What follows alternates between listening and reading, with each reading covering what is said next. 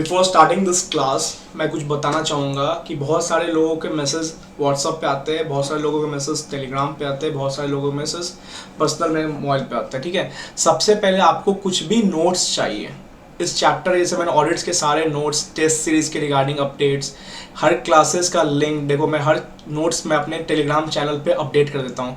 तो आपको अगर व्हाट्सअप पे मैसेज से नहीं मिल पा रहा है तो सर आप प्लीज़ ये टेलीग्राम चैनल आप इसमें आप एंटर कर जाइए। सर इसमें देखो क्या है, कुछ नहीं करना है, आप टेलीग्राम चैनल पे आइए, लॉ ऑन योर टिप्स डालिएगा, आपको ये चैनल मिल जाएगा। 220 सब्सक्राइबर्स अभी है इस चैनल में। पर्सनली मैं सारे डाउट्स भी सॉल्व करता हूँ इस चैनल में, देख सकते हो आप। ठीक है, तो जो भी डाउट्स होते हैं मैं पर्सनली इसमें चैनल में रिजॉल्व करता हूँ उनको। देखो जो भी अपडेट्स होते हैं आने वाले क्लासेस की रिगार्डिंग, जो भी अपडेट्स होते हैं, जो भी डाउट्स है, पर्सनली जो भी डाउट्स है ये मैं खुद रिजॉल्व करता हूँ स्टूडेंट्स के। तो आप प्लीज़ इस चैनल पे ऐड हो जाइए। रिगार्डिंग फर्दर ऑडिट के नोट्स या फर्दर लॉ के क्लासेस या कोई भी नोट्स के रिगार्डिंग मैं इसके अंदर अपडेट करता हूँ, कोई भी क्लासेस रिगार्डिंग अपडेट करता हूँ, टेस्ट सीरीज भी लेते रहता हूँ। तो आपको कुछ क्वेश्चंस का आइडिया भी हो जाएगा। सर कुछ नहीं करना, टेलीग्राम चैनल पे आना। मोस्टली लोग फाइनेंस वाले या कोई भी सीए वाले स्टूडेंट टेलीग्राम चला ही रहे हैं, अच्छे खासे लोग टेलीग्राम पे अपडेट है ही। तो कुछ नहीं करना है, लॉ टिप्स आप सर्च करना, लॉ टिप्स आपको ये मिल जाएगा। ठीक है, टेलीग्राम चैनल। और हाँ, अगर सर बहुत सारे लोग सर आप इसमें चैट नहीं कर पाते हैं सर देखो डिस्कशन ग्रुप भी बना हुआ है, इसके अंदर आके देखो सारे क्वेश्चन, सारे डाउट्स इसके अंदर लोग अपने स्टूडेंट्स आके डालते हैं। ठीक है, तो आप डिस्कशन ग्रुप में आप एंटर कर सकते हो। देखो जितने डाउट्स है सारे डाउट्स इसके अंदर क्लियर होंगे। डिस्कशन ग्रुप में कैसे एंटर होना है मैं 227 सब्सक्राइबर्स को बोलना भी चाहूँगा, आप डिस्कशन ग्रुप में एंटर कर सकते हो। कुछ नहीं करना है, इस चैनल पर यहाँ पे आना और ये 3 पॉइंट्स पे क्लिक करना और व्यू डिस्कशन के अंदर आप इंटर कर जाना। आप इस चैनल के डिस्कशन ग्रुप में आ जाओगे, इसको ज्वाइन कर लेना आप। ठीक है, तो ये इंपॉर्टेंट है डिस्कशन ग्रुप में आना। कोई भी आपके क्वेरीज होंगे, कोई भी डाउट्स होंगे या कोई भी आपको अपडेट चाहिए, आप डिस्कशन ग्रुप के अंदर आके आप अपना जो भी आपका क्वेरीज डाउट है आप डाल सकते हो। ठीक है, चैनल यहाँ पे इसके अंदर आप शायद चैट नहीं कर पाओ, बट इसमें बोल रहा हूँ कि 3 पॉइंटर्स के अंदर आके आप डिस्कशन ग्रुप के अंदर आके आप चैट भी कर सकते हो, आप कोई भी क्वेरीज भी बता सकते हो। ठीक है, चलो सर फिर आप क्लासेस अभी नॉर्मल स्टार्ट हो जाएगी आपकी, जो मैं ऑटोमेटिक एनवायरनमेंट क्लास डाल रहा हूँ। चलो all the best. Hello everyone, कैसे हैं आप लोग? होप सो आप बढ़िया होंगे। मैं बता दूँ मैं भी ठीक हूँ सर। जैसे कि कल मैंने नॉन बैंकिंग फाइनेंशियल कंपनी का मैंने रिवीजन वीडियो डाला था और बहुत अच्छा रिस्पांस मिला उसमें। अप्रॉक्स 120-130 व्यूज़ एक दिन के अंदर इसमें आ चुके हैं। अच्छे खासे लोगों ने रिस्पांस दिया, बहुत सारे लोग कमेंट्स भी आए थे, बहुत सारे लोगों ने मेरे को पर्सनली कमेंट्स भी किए। ठीक है सर, उसी सीरीज़ को आगे बढ़ाते हुए मैं क्या करूँगा, आज मैं एक नया चैप्टर उठाऊँगा, that is sir special aspect of auditing in an automated environment. Sir कहने को ये चैप्टर बहुत छोटा है लेकिन ये लोग छोड़ के जाते हैं। सर 5 मार्क्स का ये चैप्टर आता ही आता है। जुलाई अटेम्प्ट में बहुत सारे लोगों को लगा ये इससे क्वेश्चन नहीं आया था, भाई क्वेश्चन आया था, मैंने नोट्स में डाल रखा था। देखो दिखाता हूँ वो क्वेश्चन में आपको दिख जाएगा। देखो, how auditor performs and understanding and evolution of whistle blower policy. Sir इसी चैप्टर का वो क्वेश्चन था, लोग उसको इन्वेस्टिगेशन चैप्टर से लिंक कर रहे थे, लोग उसको इधर उधर से लिंक कर रहे थे। देखो ये चैप्टर से पूछेगा ही पूछेगा, बट कितने अटेम्प्ट में पूछेगा, हर अटेम्प्ट में पूछेगा। तो याद रखना इस चैप्टर से क्वेश्चन आएगा ही आएगा, 5 मार्क्स के लिए बनेगा ही बनेगा, क्वेश्चन 4 to 5 मार्क्स के लिए बनेगा। और 1-2 MCQ भी आ जाता है इससे। इस अटेम्प्ट में भी एक MCQ आया था इससे सर। ठीक है, तो बी रेडी, इसको खत्म करेंगे। 10 पेजेस का है। इंपॉर्टेंट क्वेश्चन मैं आपको बता दूंगा इस अटेम्प्ट में क्या आने वाला, मैं ये भी बता दूंगा। चांसेस हाई है कि ये अटेम्प्ट या अगला अटेम्प्ट में क्वेश्चन देखने को मिलने वाला है। ठीक है, चलो एक बार देख लेते, रिकॉर्डिंग ऑन है। चलो sir, special aspects of auditing in an automated environment. ठीक है, so what is automated environment? An automated environment is a system that combines PPT. so PPT मतलब people, process and technology. Sir technology just example मान लो tally हो गया, people मान लो मैं हो गया, तो टैली और मैं हो गया तो थोड़ी ना ये ऑटोमेटेड एनवायरनमेंट है, नहीं। उस टैली को चलाने की जो प्रोसेस चाहिए, ये तीनों मिल के क्या बनते हैं, एक ऑटोमेटेड एनवायरनमेंट है। सर देखो ऑटोमेटेड एनवायरनमेंट सिंपली कोई आईटी सिस्टम नहीं हो सकता, आप कंप्यूटर को ऑटोमेटेड एनवायरनमेंट नहीं बोल सकते, बट उसको चलाने वाला और उस पूरे प्रोसेस को, तीनों चीज का कॉम्बिनेशन होना चाहिए। Sir people, process, technology, sir PPT बोलते हैं उसको, people, process, technology with an overall business environment. ठीक है, जो पूरे बिजनेस एनवायरनमेंट में काम करे, जो पीपल, प्रोसेस और टेक्नोलॉजी, टेक्नोलॉजी अकेला नहीं सर, पीपल अकेला नहीं, पीपल के साथ जो प्रोसेस लगेगा उस टेक्नोलॉजी पे, उसको कहते हैं ऑटोमेटेड एनवायरनमेंट। ठीक है, it is driven by computer based system, mostly computer based system known as IT, जिसको हम प्यार से इंफॉर्मेशन सिस्टम बोलते हैं। ठीक है, अब ये ना डिपेंड करता है सेवरल फैक्टर्स। हर कंपनी में अलग अलग आईटी फैक्टर्स हो सकते हैं, हर कंपनी में अलग अलग ऑटोमेटिक इन्वायरमेंट हो सकते हैं, ठीक है। तो सेवरल फैक्टर्स पे डिपेंड करता है, like size, location. Sir size मतलब छोटी कंपनी है तो वो टैली से काम चला लेगी, बड़ी कंपनी है तो उसको कम से कम सैप चाहिए, और बड़ी कंपनी है तो उसको ओरेकल चाहिए, ठीक है। तो ये डिपेंड करता है कि इस कंपनी में कौन सा ऑटोमेटिक इन्वायरमेंट, कौन सा आईटी सिस्टम लगे वाला है, वो डिपेंड क्या करता है इस कंपनी के साइज या लोकेशन पे, ठीक है। सर देखो ये नॉर्मली आते हैं, not so important not so important, colour change कर लेता हूँ अदरवाइज मैच कर रहा है, ठीक है। Not so important. सब business application can be broadly categorise as two package software. Small ERP, देखो एक होता है स्मॉल से लार्ज पहुंचना, मीडियम पहुंचना, फिर एक होता है मीडियम से लार्ज पहुंचना। तो मीडियम से लार्ज के लिए हम करते हैं सैप, ओरेकल मोस्टली यूज करते हैं। स्मॉल से मीडियम पहुंचने के लिए हम टैली, ईआरपी, सैप यूज करते हैं। और यहाँ पे स्मॉल बिजनेस में पैकेज सॉफ्टवेयर यूज करते हैं, like MS Word, MS Excel, ये सब यूज करते हैं, ठीक है।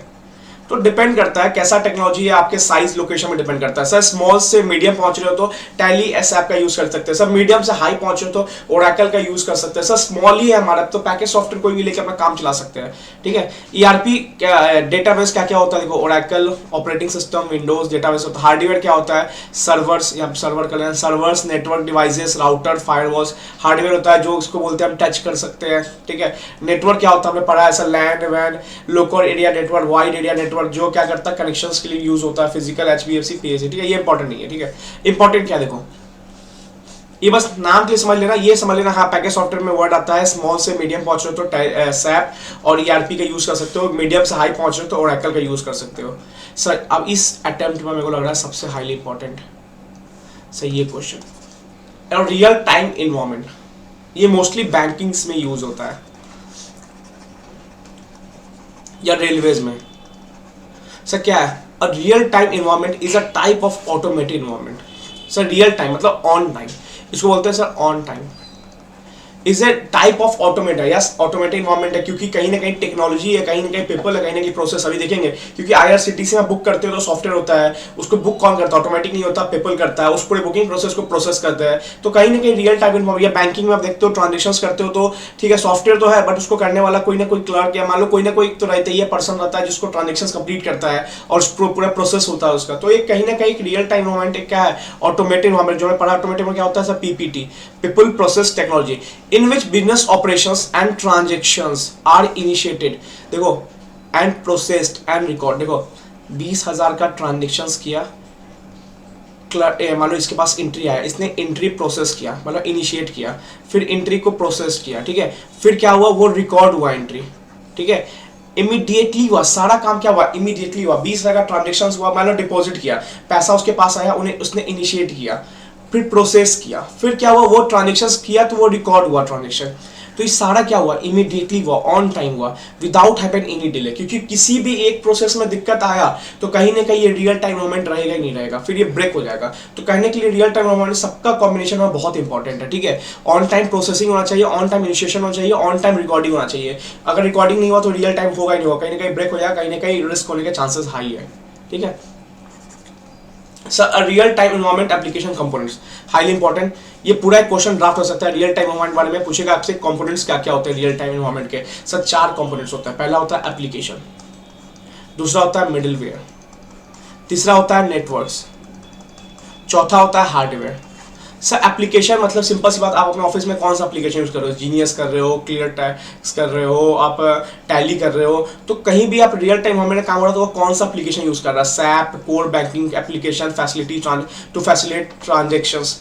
तो बैंकिंग वाले तो कोर बैंकिंग एप्लीकेशन यूज करेंगे तो फैसिलिटेट ट्रांजेक्शन, सैप यूज करेंगे। तो सबसे पहले डिपेंड करना है कंपोनेंट्स में एप्लीकेशन, ठीक है। एप्लीकेशन याद रखना, कंपोनेंट्स के सारे कंपोनेंट्स के पार्ट है, क्वेश्चन आ सकता है सर। पहला कंपोनेंट होगा एप्लीकेशन, मैंने रेगुलर क्लास में पढ़ाया अच्छे से, ठीक है। अभी रिवीजन है, रिवाइज कर लो, नोट्स अगर प्रॉपर है 10 पेज कंबाइन है, समझाने के लिए मैंने ये नोट्स आपको रीडिंग करवा रहा हूँ। रीडिंग ही समझो, थोड़ा समझा सकता हूँ क्योंकि 10 पेज कंबाइन हो जाएगा, आपको 5 से 6 नंबर मिल के जाएगा इस चैप्टर से, और 10 पेज ज़्यादा हार्ड नहीं बनाना है, सिंपल है, ठीक है। सेकेंड कंपोनेंट्स क्या होंगे, मिडिलवेयर। सब मिडिलवेयर देखो, server web servers like Apache that joins the system. देखो ये पीपल, ये टेक्नोलॉजी, इसको ज्वाइंट करने का जो काम होता है ना, ये मिडिलवेयर का काम होता है, जो उसको बोलते हैं प्रोसेस। तो कहीं ना कहीं मिडिलवेयर भी क्या होगा, कंपोनेंट्स के पार्ट में आता है। सर थर्ड नेटवर्क, अब भैया नेटवर्क तो चाहिए ही चाहिए हमें, चाहे वो वाइड एरिया नेटवर्क हो, लैंड लोकल एरिया नेटवर्क हो। लास्ट में आता है हार्डवेयर। अब सारा ट्रांजेक्शन्स हो गया, उसको स्टोर करने के लिए हमें डेटा चाहिए, उसको स्टोर करने के लिए हमें हार्ड डिस्क चाहिए होता है, उसका बैकअप लेने के हमें बैकअप चाहिए। तो ये सारे हार्डवेयर है, बैकअप के लिए हम हार्ड डिस्क यूज कर सकते हैं, ठीक है।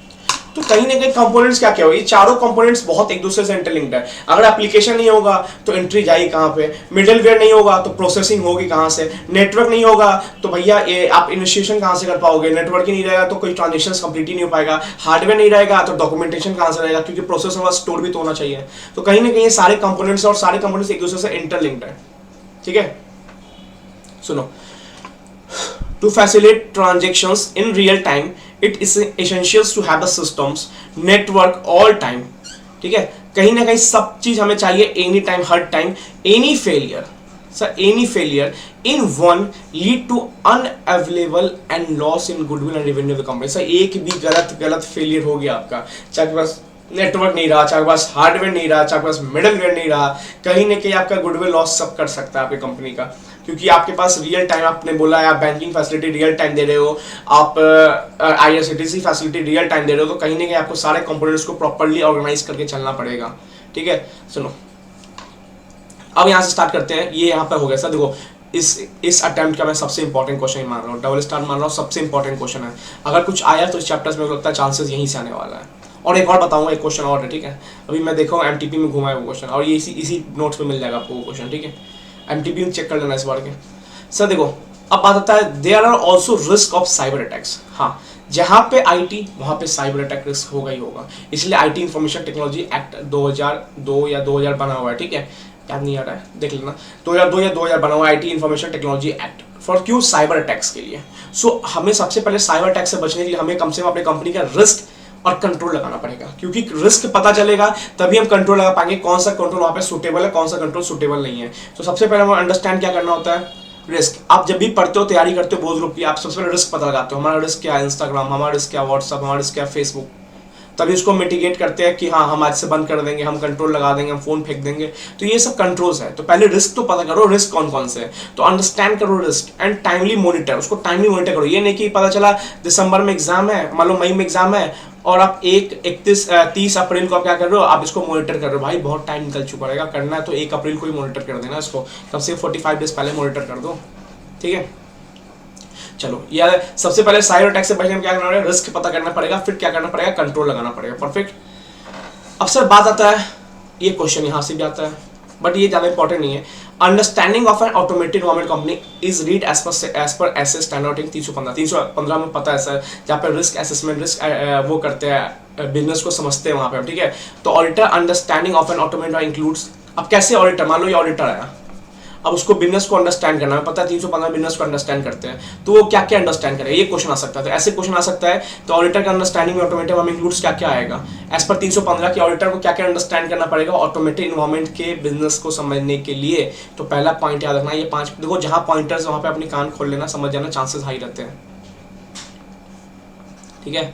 सबसे पहले application use by the company, कौन सा एप्लीकेशन कंपनी यूज कर रहा है, SAP, ERP, टैली, क्यों, क्योंकि इससे हमें पता चल जाता है कंपनी कितनी बड़ी है, कंपनी कितनी छोटी है, ठीक है। तो हमें पता चल जाता है कंपनी हाई रिस्क पे कि लो रिस्क पे, स्मॉल। अगर वो टैली यूज करे कहीं ना कहीं कंपनी स्मॉल में आ जाती है, कहीं वो SAP यूज करे कहीं कंपनी मीडियम में, कहीं पे ओरेकल यूज करे कहीं कंपनी हाई पे है, तो बिजनेस रिस्क हाई होगा क्योंकि कंपनी बड़ी है।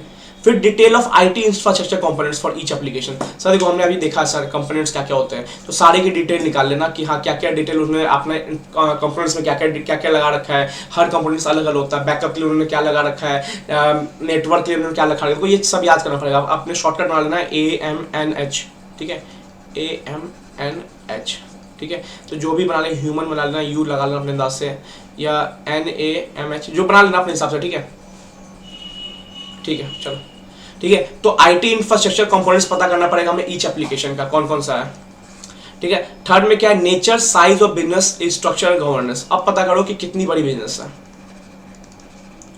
नेचर पता करो कि बिजनेस किस में है, रियल एस्टेट में है, बैंकिंग में है, ये पता लगो, क्योंकि हर सेक्टर का अलग अलग रिस्क हो सकता है। बैंकिंग में है तो कहीं ना कहीं आपको कैश ऑथराइजेशन रिस्क ज़्यादा हो सकता है, क्रेडिट फैसिलिटी ज़्यादा दे रहा होगा। अगर रियल इंडस्ट्री में, रियल एस्टेट के बिजनेस में, तो कहीं ना कहीं हो सकता है 2 नंबर का ब्लैक मनी का पैसा ज़्यादा होगा। तो सबसे पहले पता लगो एप्लीकेशन कौन सा यूज़ कर रही है, फिर उसके आईटी इंफ्रास्ट्रक्चर कंपोनेंट्स कौन कौन से हैं, फिर पता लगा उसका नेचर, साइज ऑफ बिजनेस क्या क्या है, फिर देखो उसके पॉलिसीज क्या क्या है। सर हर कंपनी में आईटी पॉलिसीज होता है कि हाँ इस कंपनी को अपने डेटा बैकअप लेना पड़ेगा हर 4 वीक्स में। मैं प्रॉपर्ली जाके आईटी पॉलिसीज हर कंपनी का चेक करता था अपने आर्टिकलशिप के टाइम पे। एचआर पॉलिसी में चेक करता, मैं पॉलिसीज को अच्छे से पढ़ता था और पॉलिसीज को अच्छे से चेक करता था। तो हर कंपनी का कहीं ना कहीं पॉलिसीज बना होगा, प्रोसीजर्स बना होगा कि हाँ 20 लैपटॉप्स आएगा इस ऑर्गेनाइजेशन में तो उसके लिए एमडी साइन करेगा, 20 से ऊपर लैपटॉप्स अगर ऑथेंटिकेट कर रहे उसके लिए सीईओ साइन करे, ऐसा कुछ बनता है, ठीक है। And process follow by company and policies, her policies को चेक करो क्योंकि आइडिया हो जाता है कि इस कंपनी में काम कैसे होता है। लास्ट में क्या करो, आईटी रिस्क एंड कंट्रोल्स, अब पता लगाओ कि क्या क्या रिस्क है क्या क्या कंट्रोल्स है। पहले अंडरस्टैंड कर लिया एप्लीकेशन कौन सा है, detail of IT infrastructure components कौन का है, नेचर क्या है कंपनी का, रियल एस्टेट है, बैंकिंग है, साइज क्या है, बड़ी है छोटी है, ऑन द बेसिस टर्नओवर पता चल सकता है हमें। फिर प्लान पॉलिसीज पता चलेगा, प्रोसीजर्स पता चलेगा कैसे काम करते हैं, क्या क्या पॉलिसीज है, आईटी के लिए क्या पॉलिसी है, क्या कंपनी में प्रॉपर ईमेल का पासवर्ड चेंज होता है, क्या कंपनी में प्रॉपर बैकअप लगता है। फिर लास्ट में चेक करो क्या क्या रिस्क हो सकते हैं, अनऑथराइज्ड चेंजेस होने का रिस्क हो सकता है, डेटा डिलीट होने का रिस्क हो सकता है आपने बहुत सारे लोगों को एक्सेस दिया होगा आईटी सेंटर में इंटर करने का, तो कहीं ना रिस्क है। फिर कंट्रोल लगाओ, जनरल कंट्रोल, एप्लीकेशन कंट्रोल, आगे हम देखेंगे कंट्रोल्स के बारे में।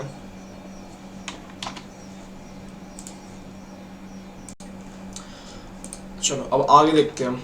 Sir next question is in a control based audit in an automated environment what the audit approach. Sir याद रखना 2 क्वेश्चन आ सकता है। Sir what the audit approach करके आ सकता है और यहाँ पर हाउ टू अंडरस्टैंड ऐसे करके क्वेश्चन आ सकता है, ठीक है। Understanding of an automated environment, तो वहाँ पे ये वाला आंसर आएगा। अप्रोच में ये वाला आंसर आएगा। अप्रोच क्वेश्चन मैंने कम घूमते देखे बट चांसेस है कि अप्रोच क्वेश्चन कभी कभी आ सकता है। तो sir approach can be classified into 3 phases, planning, execution and completion, ठीक है। प्लानिंग, एग्जीक्यूशन एंड कंप्लीशन, ठीक है। प्लानिंग में याद रखना सबसे पहले होगा during risk assessment. Sir risk assessment मतलब क्या होता है, रिस्क को पता लगाना है, रिस्क कितना बड़ा है, रिस्क कितना छोटा है, रिस्क किस प्रायोरिटाइज का है, रिस्क स्कोर्स क्या, भी देखेंगे रिस्क असेसमेंट के बारे में। तो ऑडिटर कंसिडर करेगा risk arising from the use of IT system, ये सब क्या है, ये सब प्लानिंग फेस करता है, ठीक है। मतलब सबसे पहले करेगा रिस्क असेसमेंट करेगा। ऑडिट अप्रोच में 3 चीजें काम है, प्लानिंग, एग्जीक्यूशन, कंप्लीशन। तो ये प्लानिंग फेज में सबसे पहले करेंगे रिस्क असेसमेंट, ये अपने ऑफिस में बैठ के करेगा ऑडिटर, रिस्क असेसमेंट करेगा कि क्या क्या रिस्क अराइज हो सकते हैं आईटी सिस्टम से, ठीक है। देन क्या करेगा, when obtain an understanding of business, यहाँ पे सेम लाइन ऊपर वाला है, the application used by the organisation consider, कौन कौन सा एप्लीकेशन यूज हो रहा है, टैली, ओरेकल, तो ये सब भी कंसीडर करेगा अपना ऑर्गेनाइजेशन में बैठ के ऑडिटर। ये सारा प्लानिंग स्टेज का है, ठीक है। फिर आता है एग्जीक्यूशन। सो एग्जीक्यूशन स्टेज का क्या है, चेक करेगा परवेसिव कंट्रोल। अब ऑडिटर फॉर्म में आ गया, ऑडिटर आया उसके डिपार्टमेंट या मान लो उसके ऑफिस में, चेक करेगा pervasive control, segregation of duties, general IT control review करेगा, ठीक है। सब परवेसिव कंट्रोल क्या होता है भैया, सिंपल सी बात, focus on management, focus on internal controls, कि देखना पड़ेगा कि इंटरनल कंट्रोल्स मैनेजमेंट कितना अच्छा इस कंपनी का है, तभी इस कंपनी की तरक्की होने वाली है, क्योंकि कहीं ना कहीं मैनेजमेंट ही कंपनी को रन करते हैं। सर सेग्रीगेशन ऑफ ड्यूटीज क्या होता है, पढ़ते आ रहे हो कि डेलीगेशन करना, आपको उसकी ड्यूटी चेक करना, ऐसा नहीं हो कि कैश एंट्री मारने वाला बंदा वही जो कैश कलेक्ट कर रहा है, कहीं ना कहीं प्रॉपर रिस्पॉन्सिबिलिटी देना, एक ही बंदा 4 काम नहीं कर रहा हो, उसको जॉब रोटेशन करना, ठीक है। तो सेग्रीगेशन ऑफ ड्यूटीज करना, जनरल आईटी कंट्रोल चेक करना, अभी जनरल आईटी हम आगे जाके देखेंगे, ठीक है। ये कहीं ना कहीं सपोर्ट करता है एप्लीकेशन कंट्रोल को। तो ये एग्जीक्यूशन स्टेज, अब ऑडिटर फॉर्म में आ चुका है, ऑडिटर चेक कर रहा है। लास्ट में क्या, कंप्लीशन फेज में कि ऑडिटर देखेगा, इवोल्यूशन करेगा कंट्रोल डिफिशिएंसी, जो भी डिफिशिएंसी आई है उसको क्या करेगा, कंट्रोल करेगा, कैसे लगा के, जनरल कंट्रोल्स, एप्लीकेशन कंट्रोल, ये सब कंट्रोल लगा के उसको डिफिशिएंसी को ठीक करेगा। क्योंकि हमें प्लानिंग स्टेज में पता चलेगा रिस्क क्या क्या है, एग्जीक्यूशन पता चल गया कि हमें क्या क्या करना है, चेक करना है, पॉलिसी कंट्रोल्स चेक करना है वहां पे आगे। फिर लास्ट में क्या करना है, उस कंट्रोल्स को लगाना है जहां जहां डिफिशिएंसी हमें आई, कौन कौन सा टेक्निक यूज करके। सर डेटा एनालिटिक्स, यहाँ पे CAAT आएगा, AAT नहीं आएगा, काट लगा के, ठीक है। और डेटा एनालिटिक्स लगा के हमें क्या करना है, इसको कंप्लीशन स्टेज में ठीक करना है, ठीक है। तो कहीं ना कहीं ये 3 स्टेज में आता है, planning, execution, completion. Completion stage में क्या करते हैं, जो भी डेफिशिएंसी आती है उसको कंट्रोल लगाते हैं, कौन सा टेक्निक यूज करके, डेटा एनालिटिक्स और काट लगा के। एग्जीक्यूशन स्टेज में क्या होता है, हम उसके कंट्रोल्स को रिव्यू करते हैं। प्लानिंग स्टेज में क्या होता है, हम रिस्क असेसमेंट करते हैं, क्या क्या रिस्क आने के चांसेस हैं, ठीक है। ये काट देना, ठीक है। अब आता है enterprise risk management, sir ERM। यहाँ पे सर इस बार ICAI ने अपने मॉक टेस्ट में क्वेश्चन डाला है, तो कहीं ना कहीं ICAI रिस्क पे घूम रहा है। तो एक मैं आपको अभी मैं स्टडी मार के क्वेश्चन भी दिखाऊंगा आपको, ठीक है, वो करके जाना कम से कम, क्योंकि वो क्वेश्चन कहीं ना कहीं कुछ कंसेप्ट पे नहीं है। चलो सर बिजनेस या टुडे बिजनेस या business today operate in A dynamic environment. हमें पता है कि बिजनेस डायनेमिक इन्वायरमेंट है। अगर आपने अपने मार्केट को टेस्ट प्रेफरेंस पे नहीं सिलेक्ट किया तो मार्केट आपको धक्का निकाल के भगा सकता है, आपके बिजनेस से निकाल के भगा सकता है। कहीं ना कहीं आपको मार्केट के साथ चलना पड़ेगा, अडेप्ट करना पड़ेगा। डायनेमिक इन्वायरमेंट है मार्केट का। लॉट ऑफ कंपटीशन आ गया सर। 1991 के बाद बहुत सारे कंपटीशन आ गया, ग्लोबलाइजेशन आ गया कि बाहर वाले भी इंडिया में आके ट्रेडिंग करते हैं, तो कहीं ना कहीं कंपटीशन बहुत हाई है। During this time globalisation is also one of the reason. हाँ, ग्लोबलाइजेशन रीजन था for the new regulatory requirement, so risk also increases. हाँ, जैसे सर रेगुलेटरी रिक्वायरमेंट बढ़े, रिस्क हमेशा बढ़ा है। तो ये थोड़ी ज्ञान की चीजें थी, ये ज्यादा दिमाग में लगाना। सर क्वेश्चन एग्जाम में क्या पूछ दिया, what are the examples of risk, तो सर याद रखना रिस्क के एग्जांपल क्या क्या होंगे। और कहीं ना कहीं ये क्वेश्चन नहीं आएगा, मेरे अंदाज से चांसेस है, बट ऐसा ही क्वेश्चन आपके स्टडी मैट में जो कहीं ना कहीं किसी कंसेप्ट पे लिंक भी है। एक स्टूडेंट ने कमेंट बॉक्स में डाला, सर ये क्वेश्चन करना जरूरी है। देखो ये क्वेश्चन एमटीपी देखने बस है, इस बार का एमटीपी है, ये एमटीपी मई 22 का है। तो ऐसे ही कहीं ना कहीं रिस्क पे घूम रहा है, तो वो क्वेश्चन करना इंपॉर्टेंट हो जाएगा। फिर तो आप क्वेश्चन में 5 या 6 अभी मैं देख के बता दूंगा, सर करके जाना। कहीं ना कहीं ऐसे नहीं इस अटेम्प्ट में ये वाला क्वेश्चन पूछा है एमटीपी में, तो कहीं ना कहीं ऐसे दिमाग रिस्क पे ज़्यादा है। सर कितने टाइप के रिस्क हो सकते हैं, मार्केट रिस्क, रेगुलेटरी रिस्क जो हम उसको लॉ के रिस्क बोलते हैं, टेक्नोलॉजी रिस्क, ऑब्सोल्यूट हो गया टेक्नोलॉजी तो चेंज करो, business operation risk, day to day transactions, यहाँ पे हम चेक करते हैं कि डे टू ट्रांजेक्शन सही चल रही कि नहीं चल रही, business operation risk, financial reporting risk, environmental reporting risk, आपने मान लो वाटर वेस्ट आपने क्या कर दिया, रिवर में निकाल दिया, तो इन्वायरमेंटल रिस्क भी हो सकता है, पॉलिटिकल रिस्क हो सकता है, ठीक है। प्रोडक्ट चेंज चार्ज नहीं होगा, चेंज होगा, प्रोडक्ट चेंज रिस्क, करेक्शन करते हैं ना आप जो भी टॉप्स पढ़ रहे हो, करेक्शन करते हैं ना, product change risk, product change होने का रिस्क हो सकता है। आपका प्रोडक्ट मान लो चल रहा था टायर्स का, या मान लो हाँ मान लो टायर्स का चल रहा था, कार टायर का, और ऐसा हो गया, डिमांड हो गया, लॉकडाउन हो गया कि लोग बाइसिकल पे आ गए, शिफ्ट हो गए, तो अब बाइसिकल टायर चलना स्टार्ट हो गया। तो कहीं ना कहीं एग्जांपल है, प्रोडक्ट चेंज का रिस्क हो सकता है, डिमांड भी चेंज हो सकता है, डिमांड रिस्क हो सकता है। तो ये सब एग्जांपल्स है रिस्क है। सर मार्केट रिस्क इजी समझ आ जाएगा, रेगुलेटरी कंप्लायंस रिस्क समझ आएगा, टेक्नोलॉजी रिस्क समझ आएगा, business operation risk, finance risk, environment risk, political risk, इतना तो नॉर्मल आप याद ही कर सकते हो, नॉर्मल सी बात है। प्रोडक्ट चेंज रिस्क और डिमांड रिस्क याद कर लेना, ठीक है। ये तो इजी था, बहुत इजी बात था। रिस्क क्या होता है सर, रिस्क कुछ नहीं होता है। रिस्क क्या होता है, किसी चीज को अचीव करने से आपको जो रोकता है ना, उसको रिस्क कहते हैं।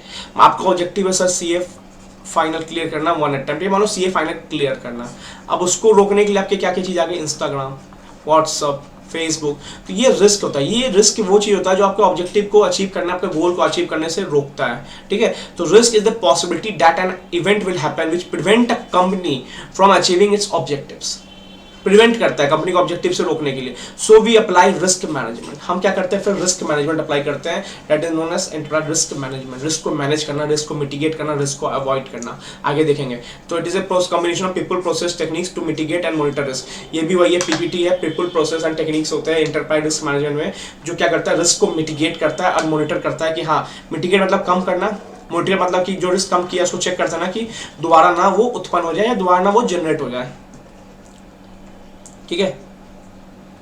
एमसीक्यू याद रखना, एमसीक्यू आ सकता है। The internal control framework of company is not a separate, it is an integral part of ERM. Sir ERM ये हो गया, ठीक है, तो इंटरनल कंट्रोल फ्रेमवर्क ये हो गया, ठीक है। तो ERM is broader then internal control framework. तो ईआरएम मतलब इंटरप्राइज रिस्क मैनेजमेंट कहीं ना कहीं ब्रॉडर है, उसी के पार्ट होता है इंटरनल कंट्रोल फ्रेमवर्क, ठीक है। एमसीक्यू याद रखना, ये इंटीग्रल पार्ट है, और कहीं ना कहीं ईआरएम ज़्यादा बड़ा है इंटरनल कंट्रोल फ्रेमवर्क से, क्योंकि इंटरनल कंट्रोल फ्रेमवर्क हो गया ये, और ये ईआरएम हो गया, तो कहीं ना कहीं ये पार्टी होता है ईआरएम का। सर एमसीक्यू क्वेश्चन एक और आ सकता है, सर कोसो is the most common for implementing effective ERM. Sir आपसे क्वेश्चन पूछ सकता है कि आप सबसे कॉमन इम्प्लीमेंटिंग मतलब इम्प्लीमेंट करना, स्टार्ट करना, इफेक्टिव ईआरएम स्टार्ट करना सबसे मोस्ट कॉमन टेक्निक क्या है, सर कोसो। सर एग्जाम में आ सकता है कोसो, कोविड, ऐसे है, ठीक है, एक और नाम है, तो ऐसे करके दे सकता है, आपको याद है ना कोसो। कोसो is the most common for implementing effective ERM, देखा मैंने एमसीक्यू ऐसा इसलिए, ठीक है, डाला ये वाला। What are the most important, most critical components of ERM is risk assessment process। अब हम आएंगे रिस्क असेसमेंट प्रोसेस पे, ठीक है। देखो सर, इंप्लीमेंट करने के लिए मोस्ट कॉमन टेक्निक क्या है, कोसो, but most critical components of ERM क्या है, RAP, risk assessment process. Implement करने के लिए कौन सा है, कोसो, ठीक है। क्रिटिकल कंपोनेंट्स कौन सा है, ERM, रिस्क असेसमेंट प्रोसेस, ठीक है।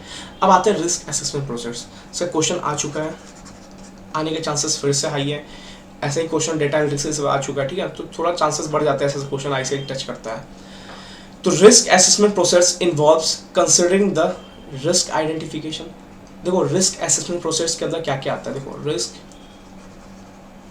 असेसमेंट प्रोसेस के अंदर क्या क्या आता है। तो सबसे पहले रिस्क आइडेंटिफाई करना, फिर रिस्क स्कोर्स देना कि रिस्क मान लो 10 आउट ऑफ रिस्क का स्कोर क्या है, यहाँ पे 8 है, यहाँ पे 7 है। फिर प्रायोरिटाइज रिस्क करना कि सर मान लो ABC एनालिसिस करते हो ना, तो कौन सा ऐसा रिस्क है जिसको पहले हमें मिटिगेट करना चाहिए, जो सबसे ज़्यादा इम्पैक्ट डाल सकता है। ठीक है, बेंचमार्किंग करना, हम दूसरा ऑर्गेनाइजेशन चेक करेंगे कि हाँ इसके ऑर्गेनाइजेशन हमारा रिस्क कितना है, इस ऑर्गेनाइजेशन का इस जोन में रिस्क इतना हाई है, हमारा इस जोन में रिस्क थोड़ा ठीक है, यहाँ पे नॉर्मल है, तो हम बेंचमार्किंग करेंगे। सबसे पहले क्या करेंगे, रिस्क आइडेंटिफाई करेंगे, फिर रिस्क स्कोर्स देंगे 8, 7, 6, 5, 4 जैसा भी स्कोर देंगे। फिर देखेंगे प्रायोरिटाइज रिस्क, किस रिस्क को पहले मिटिगेट करना जरूरी है, फिर बेंचमार्किंग करेंगे। ठीक है, तो ये टेक्निक सब याद कर लेना। देखो 3-4 टेक्निक आपको फिंगर टिप्स पे याद होनी चाहिए, risk identification, risk scores, prioritise risk, benchmarking, assessment of risk. ठीक है, और use of data and matrix, मतलब सर आप कहीं ना कहीं आप किसी फॉर्मूला या कॉम्बिनेशन लगा के आप डेटा मैट्रिक्स लगा के रिस्क को आइडेंटिफाई कर सकते हो, रिस्क को प्रायोरिटाइज रिस्क में डाल सकते हो कि हाँ किस रिस्क पे ज़्यादा ध्यान देना चाहिए। तो कहीं ना कहीं यहाँ पे टूल्स टेक्निक्स का यूज़ करते हैं। ठीक है, और इसके बाद रिस्क इंडिकेटर्स। सर इंडिकेटर्स मतलब सर सुनो, ये आपके पापा है, ये आप हो, ये आपकी गर्लफ्रेंड है, पार्क में बैठे हुए हो, तो आपके पापा ने गए जॉगिंग करने के आपको देख लिया, तो इंडिकेटर से ये पहला स्टेप है कि हाँ अब आप पहला अटेम्प्ट लगने वाला आपका। फिर दूसरा देख रहे हो, दूसरे बार देख रहे हो, फिर आप पार्क में जा रहे हो, फिर देख रहे हो, तो कहीं ना कहीं ये इंडिकेटर्स आ रहे हैं कि हाँ बेटे का अटेम्प्ट लगने वाला है, कहीं ना कहीं एग्जाम्पल्स है। ठीक है, टेंशन मत लेना, नहीं लगेगा। तो सर इंडिकेटर्स है, तो रिस्क के इंडिकेटर्स क्या क्या हो सकते हैं। हो सकता है आप देख रहे हो यार इस है ना इस ट्रांजेक्शन में ना अनऑथराइज्ड एंट्रीज पास की गई है, इस मान लो इस पेरोल एक्सपेंसेस में जबरदस्ती का इतना एक्सपेंसेस दिखा रखा है कि रियल में वो एग्जिस्ट नहीं करता, वो बंदा जिसको आप सैलरी प्रोवाइड कर रहे हो वो रियल में एग्जिस्ट नहीं करता। तो ये सारे इंडिकेटर्स आपको दिख रहे हैं। ठीक है, आगे एक चैप्टर पढ़ोगे वहाँ पे ना रेड फ्लैग लगा जाता है, मतलब ऑडिटर है ना वहाँ पे इंडिकेट कर देता है कि यार देखो इस जोन में आपको काम नहीं करना, जहाँ पे इंडिकेटर्स आपको ज़्यादा देखने को मिल सकते हैं। तो ये सब क्या है, ये सब रिस्क असेसमेंट प्रोसेस के कंपोनेंट्स मान लो, या रिस्क असेसमेंट प्रोसेस के टेक्निक्स है। रिस्क आइडेंटिफाई करना, risk scores, prioritise risk, benchmarking, assessment करना रिस्क को, डेटा मैट्रिसेस, टूल्स टेक्निक्स का यूज करना, फिर रिस्क इंडिकेटर्स का ध्यान देना, कौन कौन से इंडिकेटर्स है जहां पर रिस्क आपको दिखने का शो कर रहा है। ठीक है,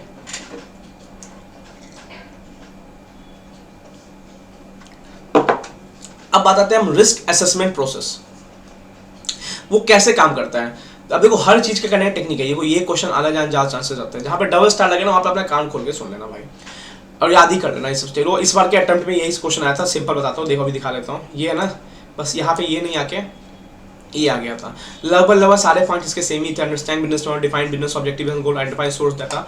लगभग इस टाइप क्वेश्चन ICI हिट कर रहा है। ठीक है, तो risk assessment process consist of define business objective and goals. सबसे पहले भैया उस कंपनी का ऑब्जेक्टिव क्या है, कंपनी का गोल क्या है, कंपनी टॉप रैंकिंग कंपनी बनना चाहती है, कंपनी क्या बनना चाहती है, उसका गोल पता कर लो। फिर identify the activity that prevent the achievement of business activity. फिर पता करो जैसे तुम्हारा गोल क्या है, AIR।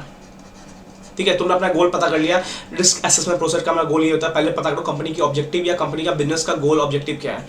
फिर पता करो उसके कौन कौन से रिस्क है, इंस्टा, व्हाट्सअप।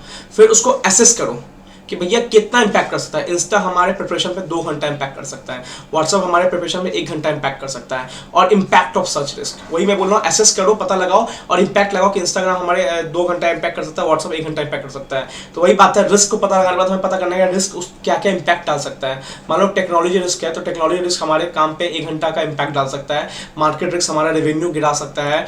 पॉलिटिकल रिस्क हमारा मार्केटिंग बिगाड़ सकता है। तो ऐसा ऐसा इम्पैक्ट देखो रिस्क का क्या क्या है। फिर क्या करो, रिस्पॉन्ड करो। हमने 315 लगा लिया, एक तरह से कहीं ना कहीं हमने ऑब्जेक्टिव पता लगाया, गोल्स पता लगाया, रिस्क पता लगाया। अब कहीं ना कहीं इस पर रिस्पॉन्ड करेंगे सर, 330 लगा के रिस्पॉन्ड करेंगे। मतलब कहीं ना कहीं हम पता लगाएंगे कि हाँ रिस्क तो हमने पता कर लिया, उस पर रिस्पॉन्ड कैसे करना है वो 330 के तहत हम रिस्पॉन्ड करेंगे कि इससे क्या हो जाए, रिस्क मिटिगेट हो जाए, कम हो जाए और रिस्क कहीं ना कहीं इलिमिनेट हो जाए। फिर जब ये सारा हो गया तो लास्ट में चेक करेंगे क्या कोई रेसिडुअल रिस्क भी बचा है। कभी कभी हो सकता है, मान लो छोटा सा दिख रहा है यहाँ पे ना ट्विटर, यार कहीं ना कहीं आप दिन का 25 मिनट ट्विटर भी चला रहे हो, तो भैया इसको भी ध्यान रखना, इसको मॉनिटर करना। ठीक है, तो कहीं ना कहीं 4 चीज़ देख लिया हमने। 5 defined business objective and goal, just like your aim is to AIR rank लाना। ठीक है, ऑल इंडिया रैंक लाना, 1 2 50 जो भी ऑल इंडिया रैंक लाना। फिर पता करना है कि रिस्क क्या क्या है। फिर पता करना है कि उस रिस्क को एसेस करो। फिर पता करो कि क्या क्या इंपैक्ट आ सकते हैं उस रिस्क के। जैसे इंस्टाग्राम 2 घंटा इंपैक्ट आ सकता है, व्हाट्सअप 2 घंटा इंपैक्ट आ सकता है, ऐसे कंपनी में रिस्क के इंपैक्ट क्या क्या आ सकते हैं। फिर उस पर रिस्पॉन्ड करो। सिर्फ ऐसे हाथ थोड़ी बैठ के रखोगे कि हाँ रिस्क लग गया अब हम कुछ नहीं करने वाले, नहीं भाई, उस पर रिस्पॉन्ड करो। उसको मिटिगेट करने की कोशिश करो, उसको एलिमिनेट करने की कोशिश करो। फिर क्या करो, चेक करो कोई रेसिडुअल रिस्क भी बाकी है उसको भी खत्म करो, ठीक है। As per SA 315, assess and respond to such risk with the company use of IT system application and check has management established in IT control policy। IT control policy है नहीं, को ज्ञान की बातें ये सब दिमाग में लगाना। Restrict to any authorized changes, strong password लगा लो, ऐसे ज्ञान दे बात हो रहा है। Some controls, अब यहाँ से एक नया चैप्टर, एक तरह से नया चीज चालू है, सब कंट्रोल्स की बात कर रहा है। Are put in place to mitigate risk, maintain integrity and ability of data. Sir कितने कंट्रोल्स है? 3 टाइप के कंट्रोल्स याद रखना। जनरल IT कंट्रोल जो कहीं ना कहीं प्लान्स पॉलिसीज होता है, जो कहीं ना कहीं ओवरऑल प्लान पॉलिसी बनता है ना कंपनी का। जनरल IT कंट्रोल, जनरल में प्लान पॉलिसी बनता है, आपकी पॉलिसी अच्छी होगी तो कहीं ना कहीं आपका सब कुछ अच्छा होगा, ठीक है। एप्लीकेशन कंट्रोल कहीं ना कहीं अकाउंटिंग पे ज़्यादा ध्यान देता है, अकाउंटिंग ट्रांजेक्शंस पे ज़्यादा ध्यान देता है। IT डिपेंडेंट कंट्रोल कहीं ना कहीं मान लो कहीं से प्रिंटर से प्रिंट निकला तो कहीं ना कहीं मैनुअल वाला बंदा ही आदमी ही उसको प्रिंटर को चेक करेगा कि उसमें डेटा सही है कि नहीं है। तो कहीं ना कहीं जो डेटा आपको IT से निकलता है ना वो कहीं ना कहीं डिपेंडेंट है किस पे, मैनुअल पे। तो ये सब चेक करेंगे, ठीक है। अब देखते हैं हम थोड़े कंट्रोल्स को। सर जनरल IT कंट्रोल, सबसे पहला कंट्रोल आता है general IT control. Sir protect the integrity of information and security of data. देखो ऑडिट में क्या है ना, थोड़ा कीवर्ड्स आना चाहिए। तो ये क्या आता है, integrity of information and security of data. Sir security of data इसलिए मैं यहाँ पे कभी कभी ना एसएस सिक्योरिटी लगाते हैं, कभी कभी हमें ना मैनुअल सिक्योरिटी लगाते हैं, वॉचमैन बैठा दिया सेंटर के बाहर, मान लो कुछ सिक्योरिटी के डेटा को सिक्योरिटी के लिए मान लो पासवर्ड लगा दिया, अनऑथराइज्ड चेंजेस के लिए मना कर दिया, ठीक है। सर ये क्या होते हैं, are policies and procedures. Sir general IT control just like a policies, मतलब आपको ना स्टार्टिंग में एक तरह से फायरवॉल बनता है ना, एक तरह से जनरल IT कंट्रोल एक तरह से पॉलिसी बना दिया कि यार देखो, और एक प्रोसीजर्स बता दिया, मतलब SOP बता दिया, standard operating procedures that relate to many application and support application control. अब सर एप्लीकेशन कंट्रोल क्या होता है अभी देखेंगे। तो देखो जनरल IT कंट्रोल क्या होगा ना, ओवरऑल कंट्रोल हो गया, ओवरऑल कंट्रोल गया जो सपोर्ट करता है एप्लीकेशन कंट्रोल, जो कि यहाँ पे बैठा हुआ है। ये एप्लीकेशन कंट्रोल क्या होता है, जो अकाउंटिंग ट्रांजेक्शन पे ज्यादा ध्यान देता है। तो कहीं ना कहीं जनरल IT कंट्रोल ना पॉलिसीज है कि हमारे कंपनी में ऐसा काम कैसे होगा, प्रोसीजर से काम कैसे होगा, that relate to many applications. तो जनरल IT कंट्रोल कोई एक एप्लीकेशन नहीं बनता है। जनरल IT कंट्रोल आपका जैसे कंपनी का आपका ना एक तरह से आपको ना वो कर रहा है, लक्ष्मण रेखा नहीं होता, ऐसे करके गया था, ऐसे कर गए थे उनके लिए बना हुआ था ये। तो general IT control just like वही चीज है, ठीक है। एंड सपोर्ट एप्लीकेशन कंट्रोल को वो सपोर्ट करता है। Effective functioning of application control, कैसे एप्लीकेशन कंट्रोल फंक्शनिंग करेगा, apply to main frame, mini frame and end users environment. Sir ये सब कंप्यूटर्स के पार्ट होते हैं, ज़्यादा याद भी नहीं करोगे चलेगा। मेन फ्रेम मिनी फ्रेम के लिए समझाना पड़ेगा मेरे को, 35 मिनट 30 मिनट लगेंगे। रिविजन है, रिविजन से देखो, थोड़ा याद करने का टेक्निक है, 10 पेज है, समझ जाओगे। देखो तो सिंपल सी बात क्या है, ये क्या है, जनरल IT कंट्रोल क्या है, पॉलिसीज एंड प्रोसीजर्स है, एक ओवरऑल कंट्रोल है जो कि आपको एक एक एप्लीकेशंस को सपोर्ट करता है, ठीक है। एप्लीकेशंस को सपोर्ट करता है और effective functioning of application control. तो कहीं ना कहीं वो ये जनरल IT कंट्रोल सही हुआ ना तो आपका एप्लीकेशन कंट्रोल इफेक्टिव फंक्शनिंग करेगा। अगर ये ढीला पड़ा ना तो कहीं ना कहीं लोग अंदर आके आपको एप्लीकेशन कंट्रोल को भी अफेक्ट कर सकते हैं, ठीक है। It maintains integrity of information security of data, जो पहली लाइन लिखी है आपकी पंच लाइन होनी चाहिए। Sir it maintains integrity of information and security of data. Commonly controls are data centre and network operations, program change, access securities. यहाँ पे आप मैनुअल सिक्योरिटी लगा सकते हो, पासवर्ड लगा सकते हो कि आप कोई भी यहाँ पे आपका सिक्योरिटी डेटा है ना ये कहीं ना कहीं लिंक्ड है, यहाँ पे आप सिक्योरिटी लगा दो। Application system acquisition development and maintenance, कोई भी एप्लीकेशन सिस्टम है उसको मान लो आप एक्वायर किए, डेवलप किए, मेंटेन किए, वहाँ पे आप क्या करो, कंट्रोल लगा दो, ठीक है। कंट्रोल सारे स्कीम में ये system software acquisition change and maintenance, system software के बारे में या एप्लीकेशन के बारे में कोई सॉफ्टवेयर हो गया उसके रिगार्डिंग कोई भी चेंज करना है उस पर आप कंट्रोल लगा दो। तो कहीं ना कहीं ये आपको थोड़ा याद करना पड़ेगा, ये याद करो, यहाँ पे रटिफिकेशन है थोड़ा, ठीक है। सर डाटाफिकेशन, देखो ये डाटाफिकेशन थोड़ा सा डाटाफिकेशन पार्ट है ये। Sir data centres and network operations, program change, unauthorise कोई प्रोग्राम को चेंज नहीं कर पाए इसलिए आप कंट्रोल लगाओगे। एसएस सिक्योरिटी है, application system acquisition development and maintenance है, system software acquisition and change and maintenance, ये आप कर लोगे। यहाँ पे एमसीक्यू बना हुआ है, ठीक है। It is commonly known as pervasive और इनडायरेक्ट कंट्रोल। सर इनडायरेक्ट क्यों, कहीं ना कहीं ये आपके अकाउंटिंग ट्रांजेक्शन्स को सपोर्ट करता है जनरल IT कंट्रोल। तो कहीं ना कहीं ये इनडायरेक्ट कंट्रोल है, डायरेक्ट यहाँ पे कोई कंट्रोल नहीं लग रहा है, बट अब इनडायरेक्टली आप अपने बाउंड्री इतनी स्ट्रांग बना चुके हो ना, कोई यहाँ पे अफेक्ट नहीं कर पा रहा है। अब परवेसिव कंट्रोल है ही, क्योंकि परवेसिव कंट्रोल कहीं ना कहीं मैनेजमेंट से लिंक करता है, तो कहीं ना कहीं ये पॉलिसीज आप बना रहे हो, कहीं ना कहीं परवेसिव कंट्रोल ही हुआ, ठीक है। सर अब what is application control, it includes both automated and manual control, ठीक है। Operates at business process level. सब बिजनेस प्रोसेस लेवल मतलब पेरोल एक्सपेंस के रिगार्डिंग आपने कोई एंट्री पास की, या मान लो आपने सप्लायर के परचेज रिगार्डिंग एंट्री पास की, तो कहीं ना कहीं एक बिजनेस प्रोसेस है। प्रोसेस क्या होता है, पेरोल प्रोसेस हो गया, परचेज प्रोसेस हो गया, तो कहीं ना कहीं वहीं पे ऑपरेट करता है। It includes both automated and manual. Application का वो पता है कोई अकेला नहीं चल सकता एप्लीकेशन, उसको कहीं कहीं मैनुअल कंट्रोल चाहिए ही चाहिए, मैनुअल बंदा चाहिए ही चाहिए, ठीक है। ये एमसीक्यू याद रखना। It can be preventive as well as detective. Sir corrective नहीं होता। करेक्टिव क्या होता है, जब इवेंट होने के बाद ठीक करता है, वो करेक्टिव नहीं होता है यहाँ पे। या तो आपको पहले से प्रिवेंट कर देगा या आपको डिटेक्ट करेगा, देखो भाई कुछ होने वाला है, बच जाओ, ठीक है।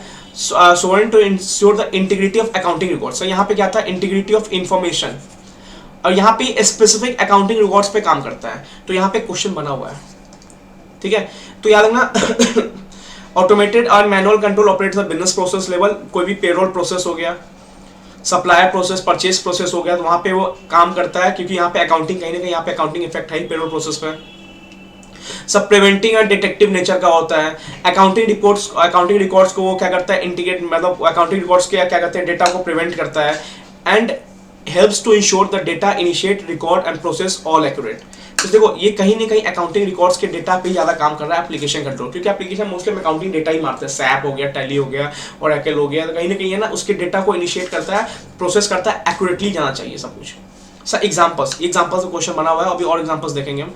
Sir edit check, format check, limit check, mandatory field check. जब भी आप कुछ मान लो यहाँ डेटा है, मान लो डेटा है 1 कॉलम 2 कॉलम 3 कॉलम, आपने 1 कॉलम 2 कॉलम भर दिया बट आपने 3 कॉलम नहीं भरा, तो कहीं ना कहीं वो आपको मना करेगा, भाई मैंडेटरी फील्ड चेक, आपको मैंडेटरी वाले फील्ड जो कॉलम है उसको भरना पड़ेगा। सर लिमिट चेक, मान लो आपने अपने डेटा लगा रखा कि इस पेरोल का एक्सपेंडिचर ना 50 लाख तक ही कर सकते हो, आपने 51 लाख कर दिया, कहीं ना कहीं आपको अनऑथराइज दिखाएगा, नहीं भाई अकाउंटिंग रिकॉर्ड्स मना कर रहा है, आपको 50 लाख ही तक कर सकते हो, 51 लाख कहाँ से चल गया, तो ये लिमिट चेक लगाएगा आपने, बोलेगा लिमिट भाई अपनी लिमिट ठीक करो, या तो आप ऑथराइजेशन से ऑथराइज लेके आओ। फॉर्मेट चेक, आप किस फॉर्मेट में डेटा को डाल रहे हो, ठीक है। एडिट चेक, आप कितने बार डेटा को एडिट कर सकते हो, ठीक है। तो कहीं ना कहीं एप्लीकेशन कंट्रोल की इंटीग्रिटी पे मदद करता है, एप्लीकेशन कंट्रोल अकाउंटिंग ट्रांजेक्शंस को सपोर्ट करता है कहीं ना कहीं, कि एक्यूरेटली वो क्या हो, प्रोसेस्ड हो। तो एप्लीकेशन कंट्रोल कहीं ना कहीं मैं बोलूंगा अकाउंटिंग ट्रांजैक्शंस को ज्यादा सपोर्ट करता है, और ये एप्लीकेशन कंट्रोल इफेक्टिव होने के लिए हमें जनरल आईटी कंट्रोल इफेक्टिव करना पड़ेगा। सर यही प्लीज याद कर लेना, ठीक है, ये याद कर लेना, मैं वाली बोल रहा हूँ, याद करना, कहीं ना कहीं उनको चांसेस लगते हैं 5-6 पॉइंटर्स देखिए एग्जाम में आने के, तो आप इतना तो याद कर सकते हो। Some guidelines must be follow, standard on auditing ऐसे फॉलो करते रहना चाहिए आईटी में, जैसे 315 इस चैप्टर में 330 हमें फॉलो करना ही करना है। सेक्शन 143 में रिपोर्टिंग होती है।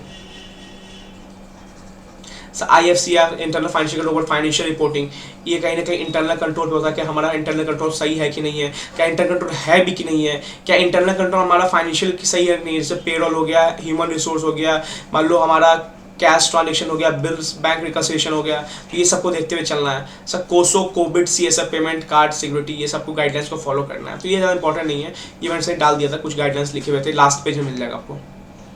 सर आईटी डिपेंडेंट कंट्रोल, देखो इंफॉर्मेशन टेक्नोलॉजी पे dependent control, sir basically this are manual controls. मतलब सर मान लो आपने कोई डेटा डाला, प्रिंट निकाला, प्रिंट निकाल के ये बंदा चेक कर रहा है, तो कहीं ना कहीं ये डेटा को जो प्रिंट निकला है, सोर्स ऑफ डेटा है, इसको कहीं ना कहीं मैनुअली तो चेक कर रहा है, तो कहीं ना कहीं आपका डेटा तो आईटी से निकला है, बट कहीं ना कहीं डिपेंड तो मैनुअल पे ही है। तो देखो this are the manual control that make use some form of data और report produce from IT system. जो भी डेटा रिपोर्ट आईटी सिस्टम से प्रोड्यूस हुआ है ना, उसके रिगार्डिंग कंट्रोल लगाना कहीं ना कहीं मैनुअली लोग लगा सकते हैं, ठीक है। Even it is manual but effectiveness control depend on relative source data. देखो हाँ, मान लिया कि आपके पास प्रिंट आया, आपने चेक किया कि हाँ सब कुछ ठीक है कि नहीं है, एक कैसे ही कंट्रोल लगता है ये कि हाँ आपने देख लिया, हाँ आपने आदमी चेक कर रहा है यहाँ पे, बट कहीं ना कहीं वो आदमी जो चेक कर रहा है वो डेटा कहीं ना कहीं प्रॉपर होना चाहिए, तभी तो आदमी भी सही से चेक कर पाएगा। तो कहीं ना कहीं इसका सारा लिंक कहाँ पे, रिलायबिलिटी ऑफ सोर्स डेटा। और आपका सोर्स डेटा ही आपने डाल दिया 20, आप चलो 20 जो निकल के आया आप वही 20 चेक कर रहे हो, बट सोर्स डेटा ही गलत होगा तो आप सही चेक कहाँ से कर लोगे। तो कहीं ना कहीं मैनुअल कंट्रोल तो है ये, बट कहीं ना कहीं डिपेंडेंट किस पे है, आईटी पे है, कि आईटी में गलत कुछ चला गया तो मैनुअल हो की बर्बाद है। फिर तो आप मैनुअल को आप आम पढ़ा दोगे, मैनुअल वो आम पढ़ेगा, बट आपको सही डेटा डालना पड़ेगा, सोर्स डेटा, ठीक है। तो ये चांसेस कम है आने के, हाँ ये आने का चांसेस रहते हैं, ठीक है। What are different general IT control, application control. तो देखो sir both are interrelated with each other, या इंटरलेटेड टू ईच अदर। क्यों, कैसे सर? क्योंकि जनरल आईटी कंट्रोल हमारा जितना स्ट्रांग होगा ना कहीं एप्लीकेशन कंट्रोल, अकाउंटिंग रिकॉर्ड्स उतना स्ट्रांग होगा, क्योंकि हम बॉर्डर पे ही किसी रिस्क को घुसने नहीं देंगे, तो अकाउंटिंग रिकॉर्ड को कैसे छेड़खानी कर सकेगा, ठीक है। तो कहीं ना कहीं ये दोनों कंट्रोल क्या है, एक दूसरे से लिंक्ड है। Sir general IT control support to the functioning of application control, देखो मैंने स्टार्टिंग में बोला था आपको sir it support application control, कहीं ना कहीं जनरल आईटी कंट्रोल क्या करता है, सपोर्ट करता है। तो कभी भी आपसे पूछ सकता है general IT control application control, तो both are interrelated with each other, और कहीं ना कहीं जनरल आईटी कंट्रोल क्या करता है, सपोर्ट करता है फंक्शनिंग ऑफ एप्लीकेशन कंट्रोल को सपोर्ट करता है, ठीक है। बोथ आर नीडेड, दोनों चाहिए to ensure complete and accurate information process through its system, through the information system, IT system लिख लिया, ठीक है। तो कहीं ना कहीं हमें बहुत चाहिए। अगर जनरल आईटी कंट्रोल नहीं होगा तो सिंपल सी बात है, प्लान प्रोसीजर सही होगा नहीं तो कोई भी रिस्क आके अकाउंटिंग ट्रांजेक्शन को हिला के जा सकता है। बट हम अपने गेट पे ही रोक देंगे, जनरल आईटी कंट्रोल अच्छी पॉलिसी बना के रोक देंगे, यहाँ बोलेंगे देखो इतने लिमिट्स ऊपर नहीं जा सकते, ऐसे ऐसे करके रोक देंगे, परवेसिव कंट्रोल्स लगा देंगे, मैनेजमेंट को टाइट कर देंगे, तो कहीं ना कहीं एप्लीकेशन कंट्रोल अकाउंटिंग कंट्रोल आराम से फ्रीली होकर काम कर सकता है। तो कहीं ना कहीं जनरल आईटी कंट्रोल और एप्लीकेशन कंट्रोल क्या चाहिए, बहुत इंपॉर्टेंट है हमारे किसके लिए, अकाउंटिंग ट्रांजेक्शन को एक्यूरेट इन्फॉर्मेशन और सोर्स ऑफ डेटा के लिए, ठीक है।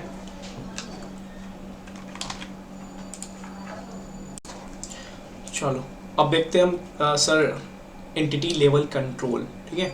यहाँ तक हमने देख लिया एप्लीकेशन कंट्रोल क्या था, आईटी डिपेंडेंट कंट्रोल देख लिया, कहीं ना कहीं पता चल गया सर देखो ये इंपॉर्टेंट है, ठीक है।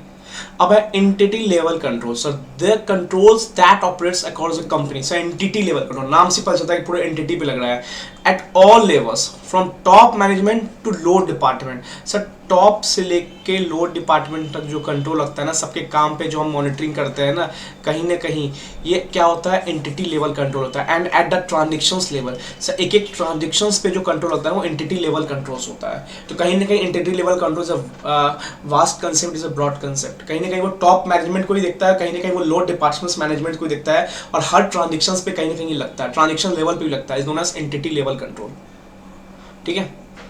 सर देखो it is a pervasive control of an all organisation level, मतलब सर परवेसिव मतलब sir focus on management and monitoring to enhance the internal control, ठीक है। आप इतना अच्छा कंट्रोल लगा रहे हो कि आपको है ना, सिंपल बात है, आपने कंट्रोल लगाया मैनेजमेंट के वर्क पे, क्योंकि टॉप मैनेजमेंट से लेके लोअर डिपार्टमेंट मैनेजमेंट तक आपने काम पे वर्क लगाया, तो कहीं ना कहीं आप इंटरनल कंट्रोल को इफेक्टिव बना रहे हो, इनहांस कर रहे हो, क्योंकि इंटरनल कंट्रोल इनहांस हो गया ना, कसम से कोई रिस्क आपको नहीं बिगाड़ सकता है। तो कहीं ना कहीं एंटिटी लेवल कंट्रोल लगाते हैं आप, कहीं ना कहीं मैंने एंटिटी लेवल कंट्रोल काम किया था, तो कहीं ना कहीं ना हर लेवल हर एक पॉइंट्स पे आप कंट्रोल लगा रहे हो, ऊपर वाले डिपार्टमेंट्स को, फाइनेंस डिपार्टमेंट के हेड्स से लेके आप लोअर डिपार्टमेंट के ट्रेनिंग तक पे कंट्रोल लगा रहे हो, ठीक है। So entity level control is a part of overall company internal control frameworks and relate to internal control components। कहीं ना कहीं internal control क्या है, entity level control क्या है, कहीं ना कहीं ये internal control का ही पार्ट है, क्योंकि कहीं ना कहीं entity level control लगा के internal control को strong करते हो, ठीक है। और relates to internal control components, अभी हम देखेंगे internal controls components क्या क्या है, ये तो आप बचपन से पढ़ते आ रहे हो। It is subjective by nature, अब देखो इसका कोई प्रोसेस नहीं है, ये सब्जेक्टिव बाई नेचर, मतलब अगर जो बंदा इस कंट्रोल को लगा रहा है ना, वो जितना प्रोफेशनल क्वालिफाइड होगा ना उतने अच्छे से कंट्रोल लगेगी। तो जितना प्रोफेशनल क्वालिफाइड बंदा होगा ना उतना अच्छे से कंट्रोल लगेगा। तो कहीं ना कहीं ये प्रोफेशनल जजमेंट पर डिपेंड करता है एंटिटी लेवल कंट्रोल। तो एंटिटी लेवल कंट्रोल किस पे डिपेंड करता है, प्रोफेशनल जजमेंट पे। जितना हाई अच्छा प्रोफेशनल उसका क्वालिफिकेशंस रहेंगे, जितना अच्छा उसने एक्सपीरियंस लिया रहेगा, एंटिटी लेवल कंट्रोल उतना अच्छा लग पाएगा। कोई ये सीक्वेंस नहीं है, कोई प्रोसेस नहीं है इसके अंदर लगाने का, ठीक है। सब क्वेश्चन एग्जाम में और आता है, ये इंपॉर्टेंट याद रखना। What are the components of internal control? सब 5 components of internal control: monitoring, control activities, risk assessment, information and communication, control environment. देखो इसको ज्यादा याद नहीं करवा सकता, ये आपको हर चैप्टर में मिलेगा यार। चैप्टर नंबर 3 में इसका भी रेफरेंस है, कहीं ना कहीं ऐसे 315 में भी रेफरेंस है, कहीं ना कहीं इस चैप्टर में भी रेफरेंस है। तो ये तो आपको याद करना पड़ेगा। सब 1 मॉनिटरिंग, दूसरा कंट्रोल एक्टिविटीज, तीसरा रिस्क असेसमेंट्स। रिस्क असेसमेंट हमने देख क्या है, डिफाइन द बिजनेस ऑब्जेक्टिव, पता लगा उसके AIR गोल क्या है, फिर उसके रिस्क क्या क्या है, फिर मिटिगेट क्या क्या होता है। रिस्क असेसमेंट ये होता है। Prioritise risk, risk indicators, risk scores, इसके अंदर रिस्क असेसमेंट के ही पार्ट्स हैं। फिर कंट्रोल एक्टिविटीज, कैसे कैसे कंट्रोल लगाओगे। मॉनिटरिंग सब करने के बाद कुछ फायदा नहीं होगा अगर आप मॉनिटरिंग नहीं करोगे, तो मॉनिटरिंग करना is most essential part of internal control, ठीक है। Information and communication and control environment, ये 5 पॉइंट है, इसको अब याद करना सर। ये हर चैप्टर में मिलेगा, आपने ऐसे पढ़ा होगा तो आपको ये कहीं ना कहीं याद होगा, तो इसको मैं ज़्यादा समझाने फोकस नहीं करूंगा, ठीक है। Monitoring, control activities, risk assessment, information and communication and control environment. 5 point याद करना है। 4 नंबर क्वेश्चन कभी ना कभी आपको 3rd चैप्टर का भी दिख जाएगा, ये कहीं ना कहीं आपको इस चैप्टर दिख जाएगा, कहीं ना कहीं ऐसे 315 दिख जाएगा। तो ये मैं बोलूँगा ये कहीं ना कहीं है ना, हर चैप्टर में अपना है ना बस जलवा दिखाया हुआ है। अब सर दो टाइप के एंटिटी लेवल कंट्रोल, एक होता है डायरेक्ट एंटिटी लेवल कंट्रोल, एक होता है indirect entity level control. Sir direct entity level control क्या होता है? Sir operates at a level higher than business activity. ये सब और ट्रांजेक्शंस लेवल, मैंने क्या बोला कि ये सब ट्रांजेक्शन लेवल पे नहीं काम करता, ये ट्रांजेक्शन लेवल पे भी काम करता है। तो कहीं ना कहीं ये सिर्फ ट्रांजेक्शंस लेवल की नहीं है, कहीं ना कहीं टॉप मैनेजमेंट से लेकर लो डिपार्टमेंट कहीं ना कहीं ये फुल कंट्रोल लगाता है हर ऑर्गेनाइजेशन पे, हर जगह पे। Such as business process, production manufacturing process, delivery manufacturing process, customer को पहुंचाने तक का प्रोसेस, तो हर बिजनेस प्रोसेस पे ये एंटिटी लेवल कंट्रोल लगता है कि मैनेजमेंट सही काम कर रहा है कि नहीं कर रहा। प्रोडक्ट मैन्युफैक्चरिंग में क्या उसका टॉप लेवल के मैनेजमेंट सही काम कर रहे कि नहीं कर रहा है, ठीक है। डिलीवरी प्रोसेस में क्या मैनेजमेंट सही काम कर रहा नहीं कर रहा है, टॉप मैनेजमेंट लेकर लो डिपार्टमेंट मैनेजमेंट तक का।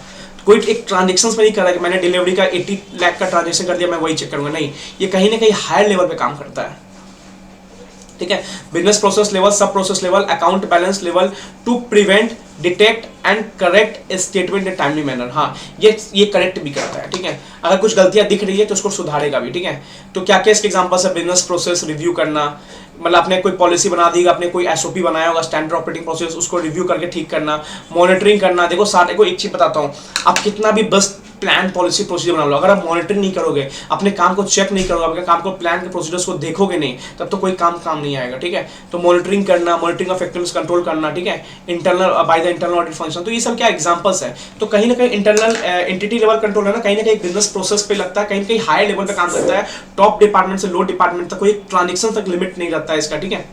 Sir indirect entity level control कहता है sir do not relate to any business process. Sir ये कोई बिजनेस प्रोसेस रिलेट नहीं करता, मतलब कोई मैन्युफैक्चरिंग या मान लो डिलीवरिंग, कोई बिजनेस प्रोसेस रिलेट नहीं करता, और not relate to any transaction, ना कोई ट्रांजेक्शन से रिलेट करता है कि 60 लाख का इसने ट्रांजेक्शन कर दिया डिलीवरी के लिए, ठीक है। Hence can not prevent detect miss statement, ये ना तो प्रिवेंट करता है ना डिटेक्ट करता। सर करता क्या है? बट इनडायरेक्टली सपोर्ट ईएलसी, मतलब सर अगर ये ईएलसी है ना, इसका सपोर्ट खड़ा करके बैठा हुआ है क्या? Indirect level control, indirect ELC, कहीं ना कहीं ये डायरेक्ट ईएलसी को सपोर्ट करता है। सर कैसे? सर सिंपल बात बताऊं, जैसे आपने जनरल कंट्रोल, एप्लीकेशन कंट्रोल समझा था ना, सेम यह भी वही है। सर ये डायरेक्ट एंटिटी लेवल कंट्रोल है, तो कहीं ना कहीं इसको सपोर्ट कौन कर रहा है? इनडायरेक्ट। इनडायरेक्ट कैसे कर रहा है? एक प्रॉपर पॉलिसीज बना के, कोड ऑफ कंडक्ट बना के, ठीक है। तो देखो एचआर पॉलिसी बना के, कोड ऑफ कंडक्ट बना के, तो कहीं ना कहीं एक सपोर्ट फंक्शनिंग करता है कि एचआर पॉलिसी में मतलब क्या होता है? एचआर पॉलिसी में देख लेंगे बंदा सही से टाइम पे आ रहा है कि नहीं आ रहा है, बंदा सही से काम कर रहा है कि नहीं कर रहा है, क्योंकि बंदा सही से काम कर रहा है तो कहीं ना कहीं आपके बंदे लोग मैनेजर सही से बैठे हुए होंगे और वो काम कर रहे होंगे, कहीं ना कहीं इनडायरेक्ट लेवल कंट्रोल है ना, इनडायरेक्ट एंटिटी लेवल कंट्रोल है ना, वो कहीं ना कहीं सपोर्ट कर रहा है। ये देखो ये ना, जैसे ना ये सपोर्टिंग कर रहा है, सपोर्ट का पार्ट कर रहा है, ये कहीं ना कहीं खड़ा ऐसे है, इसको सपोर्ट का पार्ट कौन कर रहा है? इनडायरेक्ट लेवल कंट्रोल कर रहा है। तो ये इनडायरेक्ट लेवल कंट्रोल कोई भैया कोई प्रिवेंट नहीं करता, करेक्ट नहीं करता डायरेक्टली कहीं पे, ये बस सपोर्ट करता है कि इनडायरेक्ट लेवल कंट्रोल तुम अच्छे से काम करो, बस हम तुम्हारे पीछे खड़े हैं, ठीक है। एक याद करना, सेक्शन 404 ऑक्सले एक्ट का होता है, एमसीक्यू में देखा था, ये ऑक्सले एक्ट का सेक्शन पूछ देता है, या पूछता है सेक्शन 404 किस एक्ट का है, ठीक है। तो ऑक्सले एक्ट का है, एक सेकंड,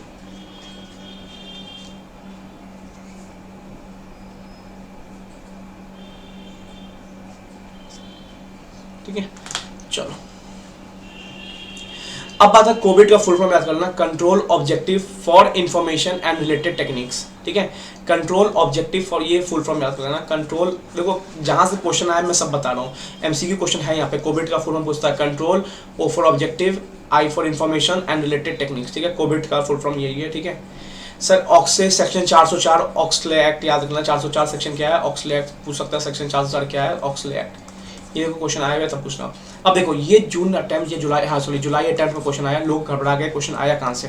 भैया ये क्वेश्चन इसी चैप्टर का था, ठीक है। तो how auditor performs and understanding and evolution of whistle blower policy. Sir whistle blower policy क्या होता है? कुछ भी गड़बड़ हो रहा हो तो भैया एम्प्लॉय लोग जाके खबर दे सकते हैं, या मान लो जो भी जिसके लिए बना हो वो खबर दे सकते हैं। विसल ब्लोअर पॉलिसी हो रहा है, जब भी गलत लग रहा हो, सर मान लो मैं हूँ और मेरे को लग रहा है यार ये 20 लाख का ट्रांजेक्शन गलत हो रहा है, फ्रॉड हो रहा है, तो मैं कहीं ना कहीं जाके मैनेजमेंट को खबर दे सकता हूँ, विसल ब्लोअर सीटी बजा सकता हूँ, मैनेजमेंट देखो कुछ करो, कुछ गड़बड़ हो रहा है। तो चेक करना होता है क्या, ये जस्ट लगे क्वेश्चन में पूछेगा, सब क्वेश्चन में चलेगा, सब क्वेश्चन में चलेगा, पूछेगा does company have a whistle blower policy, क्या कंपनी के पास विसल ब्लोअर पॉलिसी है?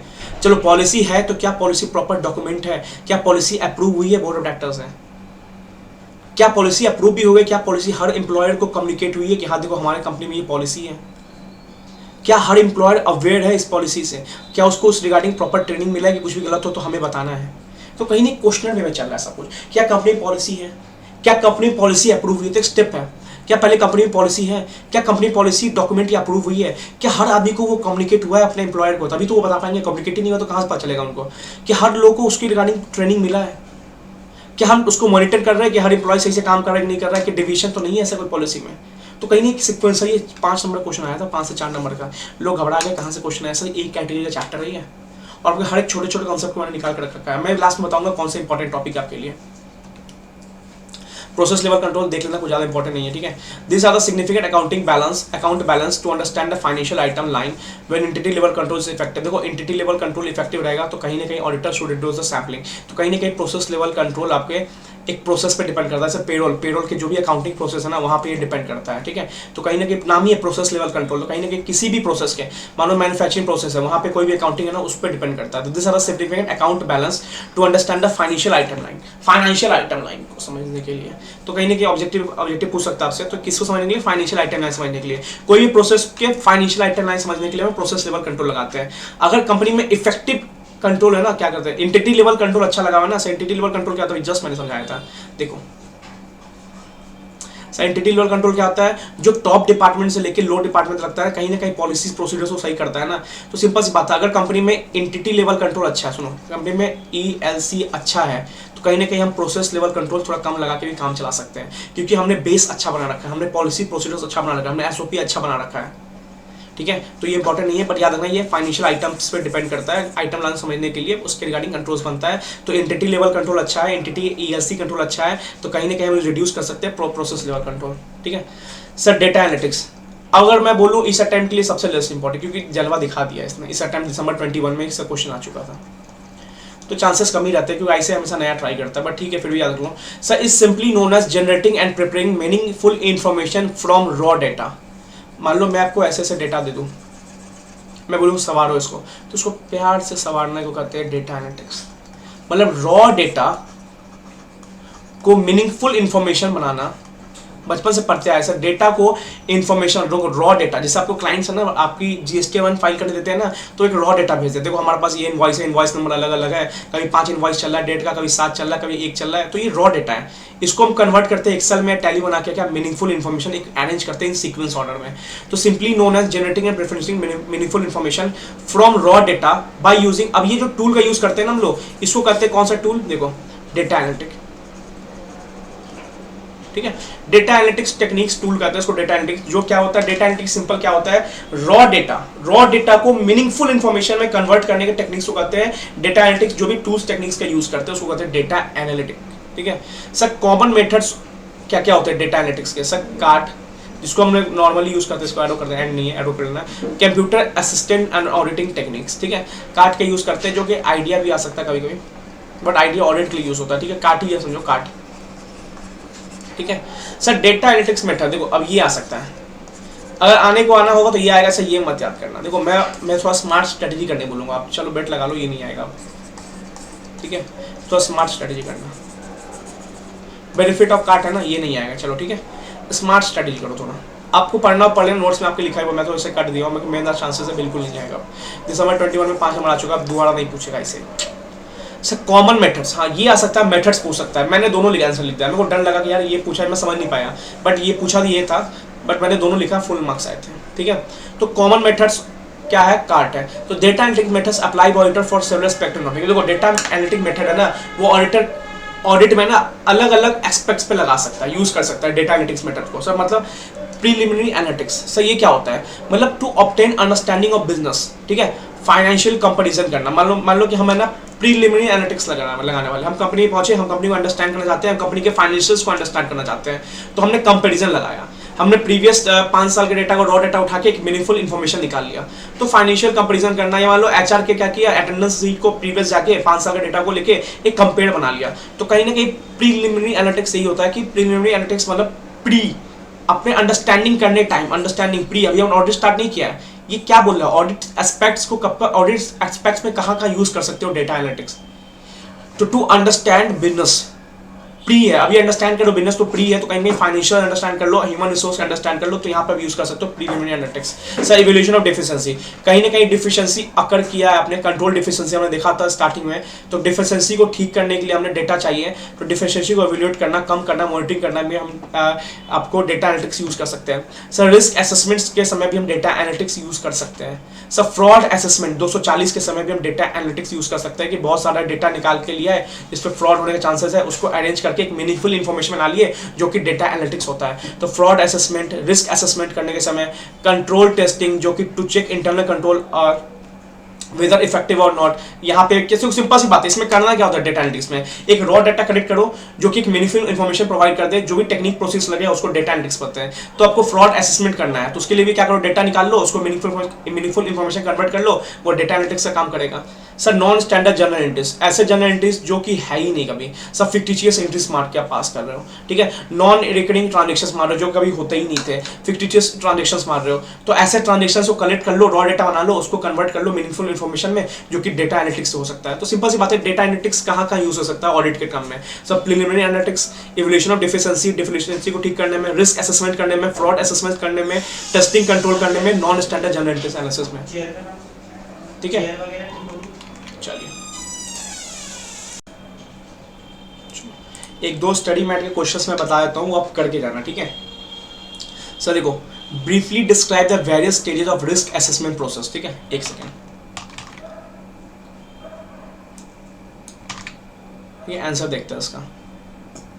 सर देखो, the various stages in risk assessment process are defined business objective and goals, respond and mitigate risk, assess residual risk. देखो कहीं ना कहीं, देखो मैं हर नोट्स पे इसको कहीं ना कहीं डाल रखा है, देखो दिखाता हूँ, ठीक है। देखो risk assessment process consist of define business objective and goals, identifying the activities that achievement of business that affect achievement of business objective, that prevents the achievement of business objective, like risk, ठीक है, impact and assess such risk and impact of such risk, respond and mitigate such risk, respond to such risk and mitigate eliminate such risk, check any residual risk, ठीक है। तो कहीं ना कहीं ये सारे क्वेश्चंस है, देखो ये क्वेश्चन वे में मैंने लगा रखा है पहले से, तो आपको दिक्कत नहीं होगा। स्टडी मैट के सारे क्वेश्चंस मैंने क्वेश्चन में मैंने लगा रखे हैं, जो इंपॉर्टेंट है वो डबल स्टार है, ठीक है। और देखते हैं सर क्वेश्चंस, इसमें एक दो क्वेश्चन मैं बताऊंगा जो इंपॉर्टेंट है, ठीक है, कर लेना इस पर। Sir what are the components of an internal control framework, ठीक है। सर कंपोनेंट्स मैंने लास्ट में बता दिया था आपको, देखो what are the components of internal control framework, तो ये यहाँ पे था। Sir components of internal control framework, monitoring, control, objective, तो आपको यहाँ पे मिल जाएगा। Sir control environment, risk assessment, control activities, information communication, monitoring, तो ये monitoring, control activities, risk assessment, information communication, control environment, ठीक है। तो कहीं ना कहीं सब कुछ है यहाँ पे। तो मैं बोलूँगा सर स्टडी में क्वेश्चंस मत करो, चलेगा, बट जो बोलो करने वो क्वेश्चन करना। Describe application control and give 3 examples. Sir देखो एप्लीकेशन कंट्रोल का, एप्लीकेशन कंट्रोल और ऑटोमेटेड और मैनुअल कंट्रोल, देखो सब करवा दिया भाई, आराम से कर लें, बस थोड़ा रट्टा, देखो रट्टा मारना पड़ेगा, हल्का सा रट्टा है, ठीक है, बिना रट्टाफिकेशन थोड़ा दिक्कत हो जाएगा। एक मिनट नीचे आओ। Sir application controls, sir it includes automated और मैनुअल कंट्रोल, ठीक है। ऑटोमेटेड और manual control operates at business process level. Application control are embedded into IT application, ERP helps into the completeness, accuracy and integrity of data, ठीक है। It used to ensure the data initiate, record and process of accurate, ठीक है। मैंने सब डाल दिया। Examples क्या क्या, limit check, format check, edit check, format check, limit check, ठीक है। फॉर्मेट चेक भी होगा, फॉर्मेट चेक, ठीक है। Mandatory date field check, mandatory data field check, sequence number देख लेना आप, एडिट चेक देख लेना, एडिट चेक मैंने डाल दिया, ठीक है। तो कहीं ना कहीं ये भी कहीं ना कहीं कवर है, तो ये मेरे को इंपॉर्टेंट लगा, तो क्वेश्चन में बता चुका है, ये क्वेश्चन में याद कर लेना, ठीक है। चलो और देख लेते हैं, 1-2 क्वेश्चन और देख लेते हैं। Sir question number 4, a real time environment, देखो ये मेरे को बहुत इंपॉर्टेंट लग रहा है सर, ये वाला है ना, हाँ ये इंपॉर्टेंट है सर।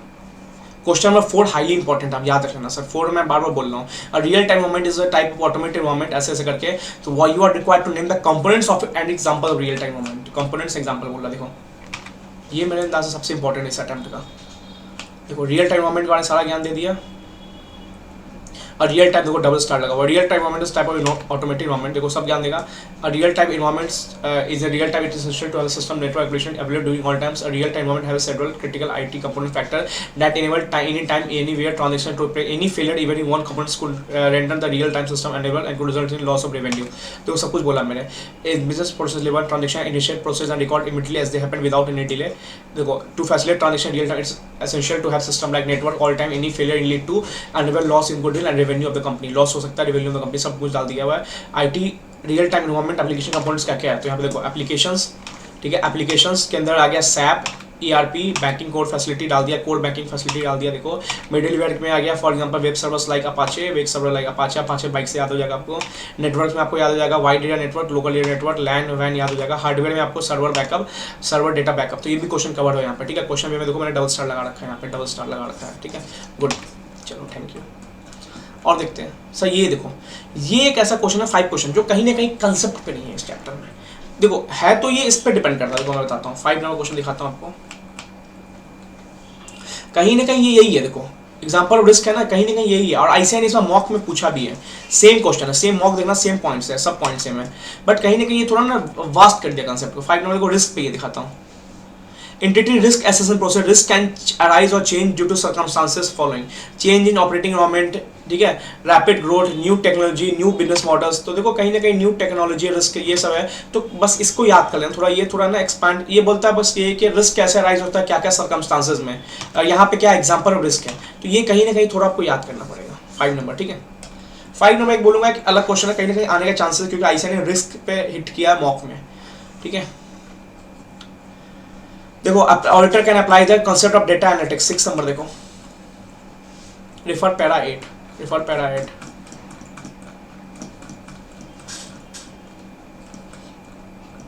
देखो डेटा एनालिटिक्स वही रिफर पैरा 8 में यही आ गया। देखो preliminary analytics, risk assessment, control testing, जो मैंने करवा भी दिया आपको, ठीक है। Preliminary analytics, risk assessment, fraud assessment, control testing, ठीक है। अंडरस्टैंड द बिजनेस, ये ICAI ने इस बार पूछ दिया एग्जाम में, ये वाला चांसेस कम है, जो मैंने नहीं करवाया, तो इस स्मार्ट स्ट्रेटजी करेगा, ठीक है, हो जाएगा ये भी। Sir explain application control and general IT control, ठीक है। देखो 11 नंबर, रेफर पैरा 6। देखो मैंने बोला भी था जनरल IT कंट्रोल, और वो पूछेगा कहीं,